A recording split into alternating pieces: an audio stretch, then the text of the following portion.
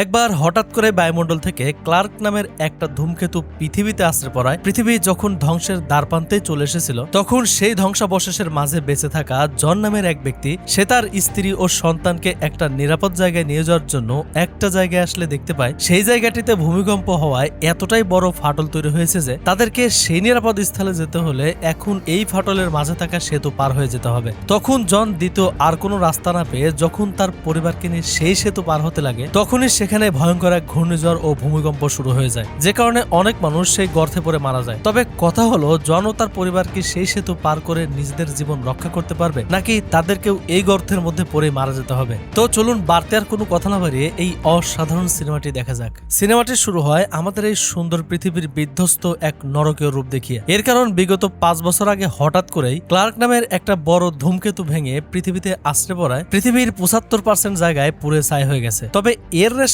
এখনো রয়ে গেছে, কেননা এখনো এই ধূমকেতু ভাঙার টুকরাগুলো পৃথিবীতে যে কোনো সময় যে কোনো জায়গায় কোনো রকম সংকেত ছাড়াই আশ্রয় পড়তে দেখা যায়। আর এই ক্লার্কগুলো পৃথিবীতে এভাবে আশ্রয় পড়ায় পৃথিবীর রেডিয়েশন বিভিন্ন জায়গায় বিভিন্ন ধরনের হয়ে গেছে, এমনকি কিছু কিছু জায়গায় অক্সিজেনও বিষাক্ত হয়ে গেছে, যে কারণে এই ধ্বংসাবশেষের মাঝেও বেঁচে থাকা মানুষেরা নিজেদের প্রাণ রক্ষার জন্য মাটির নিচে বাংকারে আশ্রয় নিয়েছে। কিন্তু কথা হলো, একটা মানব জাতি কতদিন বাংকারের ভিতরে থেকে নিজেদের অস্তিত্ব টিকিয়ে রাখবে সেটা এখন দেখার বিষয়। যাই হোক, এরপর আমাদেরকে এই সিনেমার মেইন ক্যারেক্টার জনকে দেখানো হয়, যে কিনা তার পরিবার নিয়ে গ্রিনল্যান্ডে একটা বাংকারের মধ্যে আশ্রয় নিয়েছে এবং সে এই মানব সভ্যতাকে টিকে রাখার জন্য বাংকার থেকে বাইরে বের হয়ে এসে এটা জানার চেষ্টা করছে যে বাইরের পরিবেশটা এখন বসবাসের উপযোগী হয়ে উঠেছে কিনা। কিন্তু বাইরের অবস্থা এতটাই খারাপ যে এখনো মাটির নিচে থেকে জ্বলন্ত লাভা উঠছে। আর এসব কিছু দেখে জন যখন সমুদ্রের পাড়ে আসে, তখন সে দেখতে পায় সবকিছু ধ্বংস হয়ে গেলেও সমুদ্রের পাড়ে কিছু লাইফ বোটস দেখা যাচ্ছে ও একটা পরিত্যক্ত জাহাজ দেখা যাচ্ছে। আর জন যখন সেই জাহাজের ভিতরে ঢুকে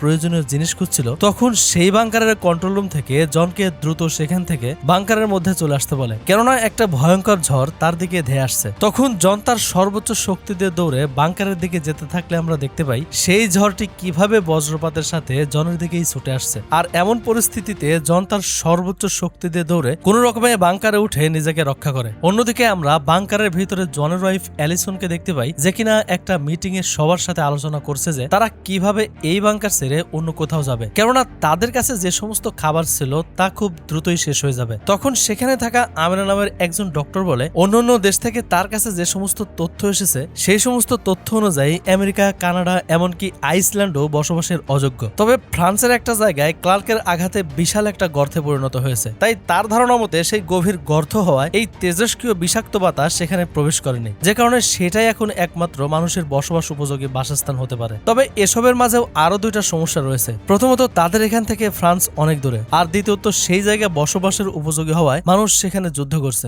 অন্যদিকে আমরা জনকে দেখতে পাই, যে কিনা একজন মনোরোগ বিশেষজ্ঞ ডাক্তারের কাছে এসে তার ভেতরে থাকা ভয় অনুভূতি নিয়ে ডক্টরের সাথে আলোচনা করছে। আর তারা যখন কথা বলছিল, তখনই হঠাৎ করে একটা ভূমিকম্প হওয়ায় এই বাংকারটি প্রচন্ড কেঁপে ওঠে। আর এই বাংকারটিকে এভাবে কাঁপতে দেখে একজন জেনারেল তখন সবাইকে বলে তাদের এত ভয় পাওয়ার কিছুই নেই, কেননা বাংকারটি ক্লার্কের আঘাত যেহেতু সহ্য করেছে, তাই তার মতে বাকি সময় টিকে থাকবে। আর তারা যখন এই নিয়ে আলোচনা করছিল, তখন তাদের কাছে একটা সিগন্যাল আসে যে 50 জন মানুষকে তাদের বাংকারে আশ্রয় দিতে হবে। আর এই কথা শুনে সেখানে থাকা অ্যাডাম নামের একজন এজেন্ট সেই 50 জন ব্যক্তিকে বাংকারে আশ্রয় দিতে দ্বিমত করে, কেননা তাদের কাছে বাড়তি 5 জন মানুষকে খাওয়ানোর মতোই কোনো খাবার নেই। কিন্তু অ্যালিসন সেই মানুষদেরকে এখানে আশ্রয় দিতে চায়, কেননা তারা যদি মানুষ হয়ে মানুষের পাশে না দাঁড়ায় তাহলে তাদের বেঁচে থেকে লাভ কি। আর অ্যালিসনের এই কথায় সেখানে থাকা বাকি লোকেরা সাপোর্ট করলে অ্যালিসন সেই লোকেদেরকে এখানে আশ্রয় দেওয়ার জন্য একটা রেস্কিউ টিম পাঠায়। অন্যদিকে আমরা জনের ছেলে নিথানকে দেখতে পাই, যে কিনা এই বাংকারের ভিতরে থাকা স্কুলের মধ্যে ক্লাস করছে এবং শিক্ষক তাদেরকে মহাকাশ ও নক্ষত্র বিষয়ে আলোচনা করছে। আর নিথানেরও মূলত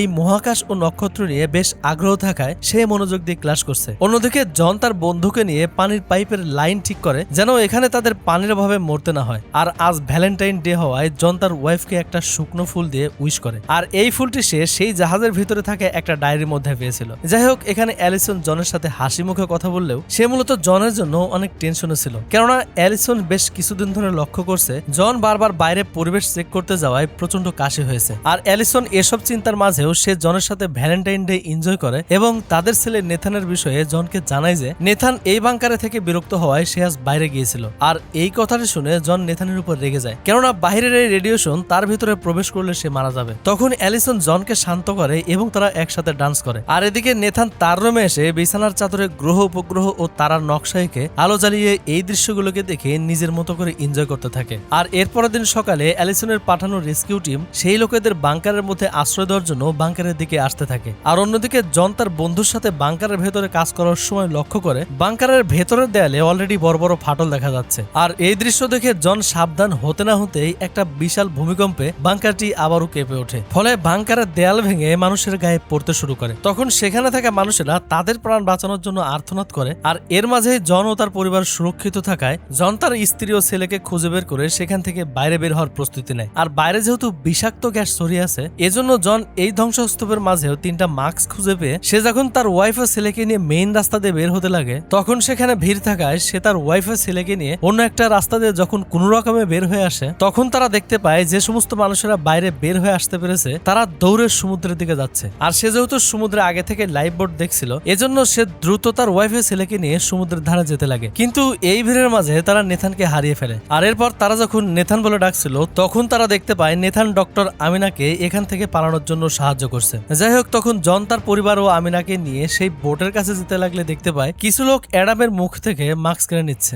আর এই দৃশ্য দেখে জন ও তার পরিবার যখন অ্যাডামকে সাহায্য করতে চায়, তখন সেই লোকেদের মাঝে থেকে একজন জনের মাস্ক নিয়ে চলে যায়। মানে ব্যাপারটা এমন হয়েছে যে কে কার থেকে মাস্ক কেড়ে নিয়ে নিজেকে বাঁচাবে। আর এরপর জন যখন দ্রুত তার পরিবারকে নিয়ে বোটে উঠতে লাগে, তখন সেই বোটটিকে মানুষ এমন ভাবে চারপাশ থেকে ঘিরে ধরে যেন কার আগে কে উঠবে এমন একটা অবস্থা। আর এমন একটা পরিস্থিতির মাঝে জন অন্য একটা বোটে তার পরিবারকে নিয়ে ওঠে এবং সেই বোটের ভেতরে জায়গা না থাকায় সে বাধ্য হয়ে দরজা বন্ধ করে দেয়। তবে এই বোটে উঠেও যেন তাদের কোনো রেহাই নেই, কেননা সমুদ্রে একটা বড় ঢেউ এসে সমস্ত কিছু তলিয়ে দেয়। কিন্তু সৌভাগ্যক্রমে জনের সেই বোট ভেসে ওঠে। আর এখানে রেডিয়েশন কম থাকায় তারা সবাই মাস্ক খুলে ফেলে। তবে এখন কথা হলো তারা ভাসতে ভাসতে যাবে কোথায়, কেননা তাদের কাছে মাত্র 1 সপ্তাহের খাবার মজুদ আছে। আর এমন পরিস্থিতির মাঝে তারা সিদ্ধান্ত নেয় তারা দক্ষিণ ইউরোপে যাবে, কেননা সেখানকার অবস্থা এখানকার তুলনায় অনেক ভালো এবং তারা 7 দিনের মধ্যেই সেখানে পৌঁছে যাবে। আর এরপর তাদের বোট চলতে থাকে। আর এভাবেই 2 দিন পার হওয়ার পর হঠাৎ করে এই মাঝ সমুদ্রে তাদের বোট নষ্ট হয়ে যায়। আর জন যেহেতু আগে থেকেই মোটামুটি ভালো ইঞ্জিনিয়ার ছিল, এজন্য সে খুব সহজে বোটটিকে মেরামত করে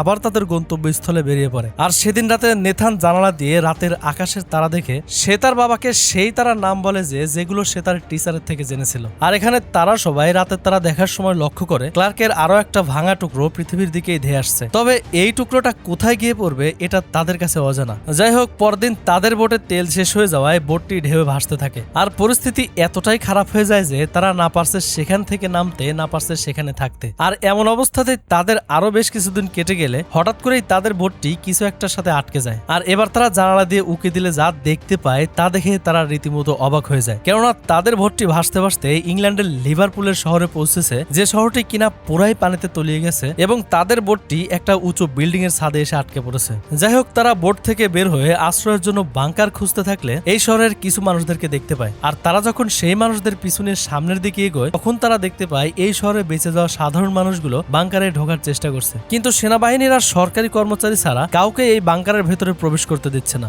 আর এই দৃশ্য দেখে জন ও তার সাথে আসা সমস্ত লোকেরা যখন তাদের পরিচয় দিয়ে বাংকারে প্রবেশ করতে চায়, তখন সেনাবাহিনীরা তাদের কাছে প্রমাণস্বরূপ সরকারি কার্ড দেখাতে বললে অ্যালিসন ছাড়া আর কেউই কার্ড দেখাতে পারে না, যে কারণে সেনাবাহিনীরাও তাদেরকে ঢুকতে দেয় না। তখন অ্যাডাম জোর করে ভেতরে ঢুকতে চাইলে পরিস্থিতি এতটাই খারাপ হয় যে সেনাবাহিনীরা অ্যাডামকে গুলি করে হত্যা করে। আর এই দৃশ্য দেখে সমস্ত মানুষরা জোর করে ঢুকতে চাইলে সেনাবাহিনীরা একের পর এক তাদেরকে গুলি করে গেট বন্ধ করে দেয়। আর এমন শ্বাসরুদ্ধ অবস্থার মাঝে আবারও ঝড় শুরু হয়ে গেলে সবাই সেখান থেকে পালাতে লাগে। তখন জন এই লন্ডন শহরে বাস করা ম্যাকেনজি নামের তার এক আন্টির বাড়িতে যাওয়ার জন্য অবি নামের এক ব্যক্তির গাড়িতে ওঠে। আর এর বিনিময়ে সে অবিকে হাতের প্রিয় ঘড়িটি দিয়ে দেয়। আর তারা যখন বেশ কিছুটা রাস্তা চলে আসে, তখন তারা অনেক ক্লান্ত হওয়ায় রেস্ট করার জন্য গাড়ি থেকে নেমে একটা জঙ্গলে যখন রেস্ট নিচ্ছিল, তখন জন অবির সাথে কথা বলে জানতে পারে অবি একজন নাইজেরিয়ান, যে কিনা 12 বছর বয়সে সে তার স্বপ্নের শহর ইংল্যান্ড এসেছিল। আর তারা দুজন যখন গল্প করছিল, তখন জন লক্ষ্য করে বেশ কিছু ছোট ছোট ক্লার্ক তাদের দিকে ধেয়ে আসছে। আর এই দৃশ্য দেখে জন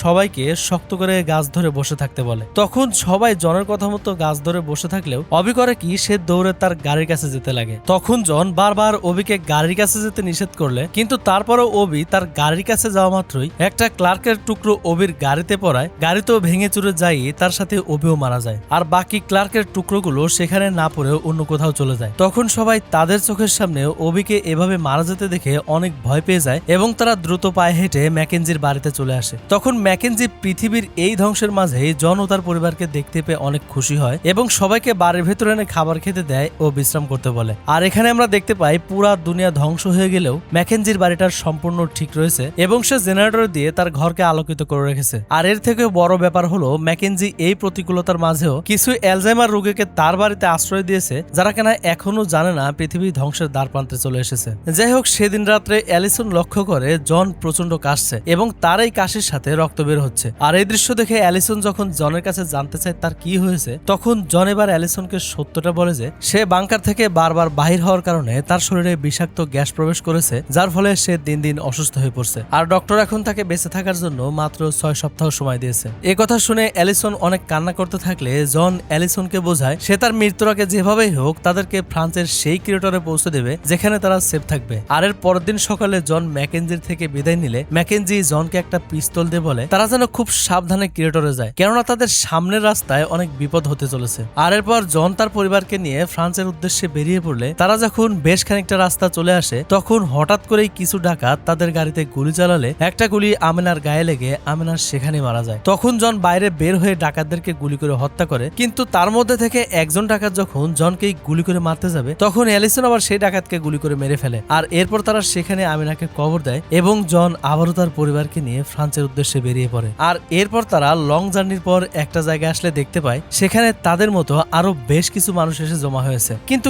কেউই সেই জায়গায় থাকা বড় ফাটলের কারণে গাড়ি নিয়ে সামনে যেতে পারছে না, যে কারণে মানুষেরা রশি দিয়ে সাঁকু বা ব্রিজ বানিয়ে এবার থেকে ওপারে যাচ্ছে। আর তাদের এখন সেই ক্রিয়েটরে পৌঁছাতে হলে এই সাঁকো দিয়ে পার হতে হবে। আর এই দৃশ্য দেখে নেথান অনেক ভয় পেয়ে গেলে জন নেথানকে সাহস দেয় এবং তারা ধীরে ধীরে সেই রশি ধরে পার হতে থাকে, কিন্তু তখনই সেখানে প্রচন্ড ঝড়ো বাতাস শুরু হয়ে যাওয়ায় রশিটি দুলতে থাকে। জন তখন সবাইকে রশিটিকে শক্ত করে ধরে সামনের দিকে এগিয়ে যেতে বললে নেথান ও তার মা ধীরে ধীরে পার হয়ে আসে, কিন্তু তাদের বিপদ যেন এখানেই শেষ নয়, কেননা এখনো তাদেরকে ওপারে যেতে হলে মই দিয়ে তৈরি আরো একটা সাঁকো পার দিতে হবে। আর এজন্য তারা যখন সেই সাঁকোটি পার হচ্ছিল তখন সেখানে ভূমিকম্প হওয়ায় সেই রশি দিয়ে বানানো সাঁকোটি ছিঁড়ে অনেক মানুষ নিচে পড়ে গিয়ে মারা যায়। আর এই ভূমিকম্পে নেথানও নিচে পড়ে যেতে লাগলে জন ও তার ওয়াইফ নেথানকে ধরে রাখে এবং তারা খুবই কষ্টে ধীরে ধীরে এপারে চলে আসে। আর মৃত্যুর হাত থেকে এভাবে বাঁচতে পেরে তারা দীর্ঘ একটা নিঃশ্বাস নিয়ে যখন আবারও পায়ে হেঁটে তাদের গন্তব্যস্থলে যাচ্ছিল তখন লরেন্ট নামের এক ব্যক্তি তাদের দিকে গান পয়েন্ট করে জানতে চায় তারা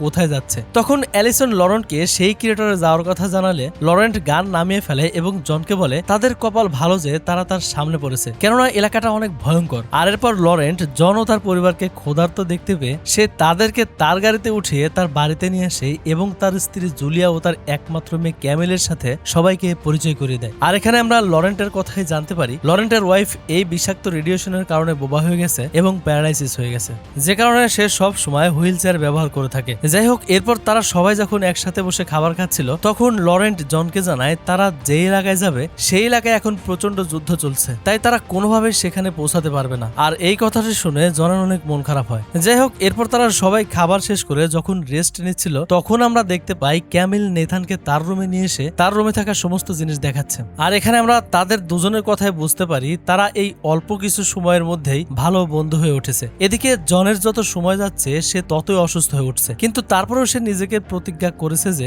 সে যেভাবে হোক তার ওয়াইফ ও ছেলেকে নতুন একটা জীবন দেওয়ার জন্য সেই ক্রেটারে পৌঁছে দেবেই। আর এরপরের দিন জন যখন তার পরিবারকে নিয়ে ক্রেটারে যাওয়ার উদ্দেশ্যে বের হতে লাগে তখন লরেন্ট জনকে সেই ক্রেটারে যাওয়ার একটা ম্যাপ দিয়ে শর্টকাট রাস্তা দেখিয়ে দেয়। আর তার সাথে লরেন্ট জনকে জুনের নামে তার একজন কমান্ডার বন্ধুর সাথে তার তোলা একটা ছবি জনকে দিয়ে বলে সে যেন সেই ক্যাম্পে গিয়ে সেনাদেরকে এই ছবিটি দেখায়, কেননা এই ছবি দেখালেই সেই সেনারা তাদেরকে কমান্ডার জোনের কাছে পৌঁছে দেবে আর জোন তাদেরকে ক্রিয়েটার পর্যন্ত পৌঁছাতে সাহায্য করবে। আসলে লরেন্ট এক সময় কমান্ডার ছিল, কিন্তু তার স্ত্রী অসুস্থ হওয়ার পর থেকে সে এই চাকরি ছেড়ে দিয়েছে। যাই হোক, এরপর লরেন্ট জনকে একটা রিকোয়েস্ট করে বলে সে যেন তাদের সাথে তার মেয়েকেও নিয়ে যায়, কেননা তার মেয়ে এখানে থাকলে নিরাপদে থাকবে না, আর সে চাইলেও তার স্ত্রী ও মেয়েকে নিয়ে সেই অবধি পৌঁছাতে পারবে না। তখন জন ক্যামেলকে তাদের সাথে নিতে না চাইলে অ্যালিসন ক্যামেলকে তাদের সাথে নিতে রাজি হয়। আর এরপর তারা লরেন্টের একটা গাড়ি ও ক্যামেলকে নিয়ে ক্রিয়েটারের উদ্দেশ্যে বেরিয়ে পড়ে। আর এভাবে তারা বেশ কিছুটা রাস্তা আসার পর ক্লান্ত হয়ে যখন গাড়ি থেকে নেমে একটা খোলা রাস্তায় বসে রেস্ট নিচ্ছিল তখনই সেখানে কিছু সেনাবাহিনীরা গাড়ি নিয়ে এসে তাদের এখানে বসে থাকতে দেখে দ্রুত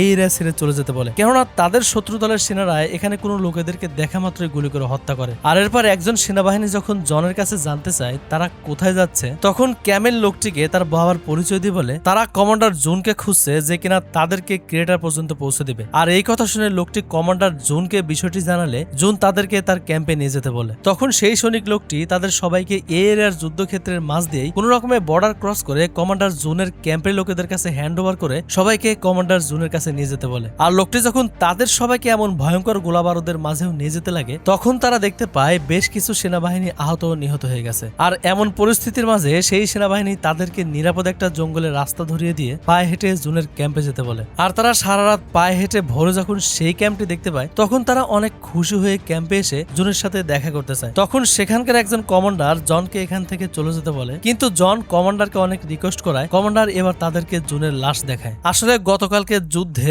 জুন মারা গিয়েছে। তখন জন এই কমান্ডারকে অনেক রিকোয়েস্ট করে বলে সে যেন তাদেরকে ক্রেটার অব্দি পৌঁছে দেওয়ার ব্যবস্থা করে দেয়, কিন্তু লোকটি রাজি হতে না চাইলে জন সেই লোকটিকে বলে সে আর কিছুদিন পরে মারা যাবে, তাই সে চাইছে তার পরিবার যেন অন্তত একটা নিরাপদ জায়গা থাকুক। আর এই কথা শুনে লোকটি অনেক নরম হলে সে একটা সেনাবাহিনীর বাসে আরো বেশ কিছু যাত্রী সহ তাদেরকে ক্রেটার পর্যন্ত পৌঁছানোর জন্য সাহায্য করে। আর জন তার পরিবার নিয়ে যখন সেই বাসে উঠে বেশ কিছুটা রাস্তা চলে আসে তখন এর শত্রুপক্ষের কিছু সেনাবাহিনীরা তাদের গাড়ির উপর হামলা করে এবং ড্রাইভারকে গুলি করে হত্যা করে। আর এই সেনাবাহিনীরা এই গাড়িটিকে জব্দ করার জন্য যখন সমস্ত যাত্রীদেরকে বের করে দেয় তখন জন গাড়ির ভেতর থেকে সেই সেনাবাহিনীদের থেকে পিস্তল কেড়ে নিয়ে সেই সেনাবাহিনীদেরকে গুলি করে মেরে ফেলে। আর বাইরে থাকা সেনাবাহিনীদেরকে বাকি লোকেরা ধরে গণদোলায় দিয়ে মেরে ফেলে। তবে এসবের মাঝেও জনের গায়ে একটা গুলি লাগায় জন অনেক আহত হয়ে যায়। তখন অ্যালিসন সমস্ত যাত্রীদেরকে গাড়িতে উঠিয়ে দ্রুত গাড়ি চালিয়ে